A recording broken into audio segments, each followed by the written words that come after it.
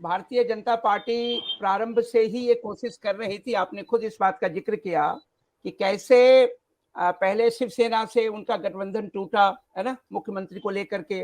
फिर उसके बाद शरद पवार को किस प्रकार से जो है उप मुख्यमंत्री बनाया गया, और उसके बाद फिर उनकी वापसी हुई। फिर उसके बाद शिवसेना के साथ क्या हुआ, एक नाथ शिंदे को, है ना, अलग करके फिर सरकार बनाई गई।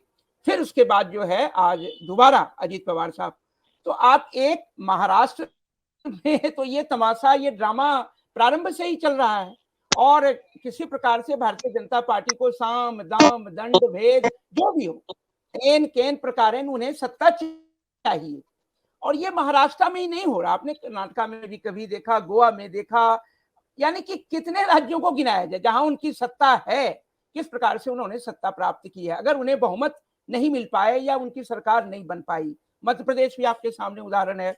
मैं सिर्फ इतना कहना चाहता हूं कि भारतीय जनता पार्टी किसी भी प्रकार से देश में सत्ता चाहती है, वो राज्यों में हो या संघ की सरकार हो, यानी केंद्र में हो, तो उसे तो सत्ता चाहिए, और उसे नैतिकता और तमाम सारी बातें, चाल चलन, चेहरा वगैरह वगैरह जो बातें होती थी, वो सब बेमानी है, झूठ है। और किसी प्रकार से कल तक जो एनसीपी के लोग जो हैं भ्रष्ट थे, उनके ऊपर प्रधानमंत्री मोदी भ्रष्टाचार के आरोप लगा रहे थे, लेकिन कैसे वो तमाम भ्रष्ट लोग जो हैं भारतीय जनता पार्टी के साथ गठबंधन में आए और उप मुख्यमंत्री या अन्य मंत्री बनाए गए। तो मुझे तो लगता है कि इस तरह की राजनीति जो है, हालांकि मैं ये मानता हूं कि भारतीय राजनीति में नैतिकता की राजनीति का धीरे धीरे कितना लोप हो गया है, भारतीय जनता पार्टी के द्वारा किया गया यह प्रयास उसी दिशा में एक बहुत ही जीवंत उदाहरण है, ज्वलंत उदाहरण है। लेकिन यह भी तय है कि आखिरकार इस प्रकार का लोकतंत्र, जहां एंटी डिफेक्शन लॉ भी है साहब, आप देखिए कि लॉ अपनी जगह है, लेकिन लॉ के बावजूद भी जो है जो कुछ घटित हो रहा है वह लॉ की हत्या के समान है। इतना ही नहीं, आपने देखा होगा कि सुप्रीम कोर्ट ने अपने फैसले में एक बात कही थी कि यद्यपि एक नाथ शिंदे यानी शिवसेना से जो लोग अलग हुए हैं उसको इलीगल जो है स्प्लिट माना जाएगा, वो लीगल नहीं है। यानी कि उसमें यह भी कहा गया कि जो प्रयास गवर्नर ने किया, जो स्पीकर ने किया, वो सब गैर कानूनी है।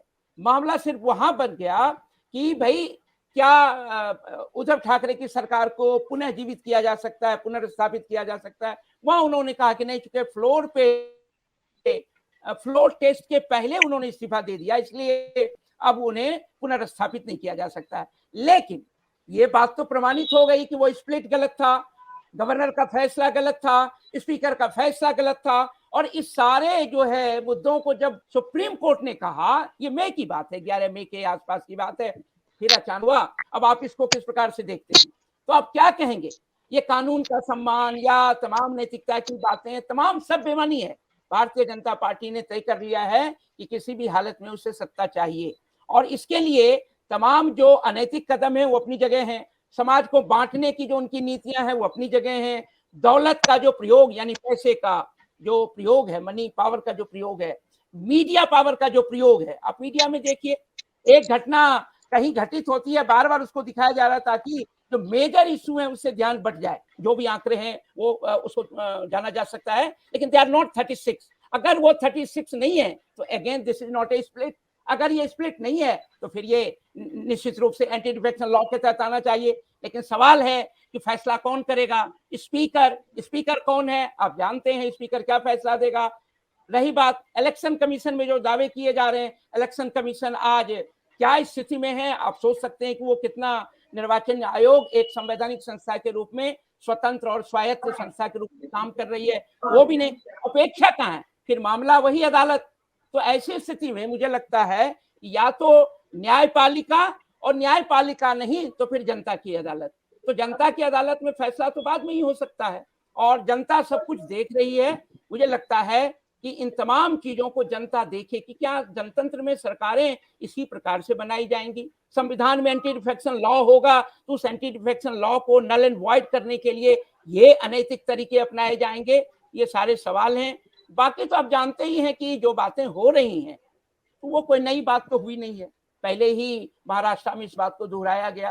बल्कि भारतीय जनता पार्टी के पास तो अजीब अजीब सब तरीके हैं। अगर एंटी डिफेक्शन लॉ को दूसरे तरीके से नल एंड वॉइड करवाना है, यानी उसको इफेक्टिव नहीं होने देना है, तो वो विधायकों को खरीद करके पहले उससे इस्तीफा दिलवाते हैं, फिर इस्तीफा देने वाले विधायकों को अपनी पार्टी से टिकट देते हैं, क्योंकि इस्तीफा देने के बाद एंटी डिफेक्शन लॉ उस पर लागू नहीं हो सकता है। फिर एंटी डिफेक्शन लॉ के तहत जब वो बच जाते हैं तो फिर उनको टिकट देकर चुनाव जितवाते हैं। उसके पहले बहुमत की संख्या कम आ जाती है तो वो फिर बहुमत बना लेते हैं, फिर सरकार बना लेते हैं। मध्य प्रदेश में आपने यही देखा, तो कर्नाटका में आपने यही देखा था।